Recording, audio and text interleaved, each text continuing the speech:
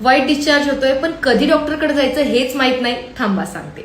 प्रत्येक white discharge हा आजार नसतो. जर डिस्चार्ज पातळ, पांढरा किंवा ट्रान्सपरंट असेल, त्याला वास नसेल, खाज किंवा जळजळ नसेल तर तो अनेकदा नॉर्मल असतो. पण ही लक्षणं असतील तर डॉक्टरांचा सल्ला नक्की घ्यायचा आहे. कुठली? नंबर 1, व्हाईट डिस्चार्ज सोबत पोटात आणि कमरेत पेन होतंय, खाज आणि जळजळ, योनीभोवती लालसरपणा आहे, लघवी करताना जळजळ किंवा वारंवार लघवी लागते आहे, वास भरपूर येतोय, पिवळा, हिरवा, राखाडी किंवा रक्त मिश्रित व्हाईट डिस्चार्ज वाटतोय, डिस्चार्ज दह्यासारखा घट्ट आहे आणि त्याबरोबर खाज किंवा वास आहे, संबंध ठेवताना तुम्हाला वेदना होत आहेत, ताप, अंगदुखी किंवा खालच्या पोटात तीव्र वेदना होत आहेत, तर नक्की डॉक्टरांचा सल्ला घ्यायचा आहे. आणि नॉर्मल व्हाईट डिस्चार्जमुळे कंबरदुखी होत नाही, पण व्हाईट डिस्चार्ज सोबत कंबरदुखी असेल तर त्यामागे इन्फेक्शन किंवा इतर स्त्रीरोगाचे कारण असू शकतात. मग कधी होणारा व्हाईट डिस्चार्ज नॉर्मल असतो? त्यासाठी कॅप्शन वाचायचंय.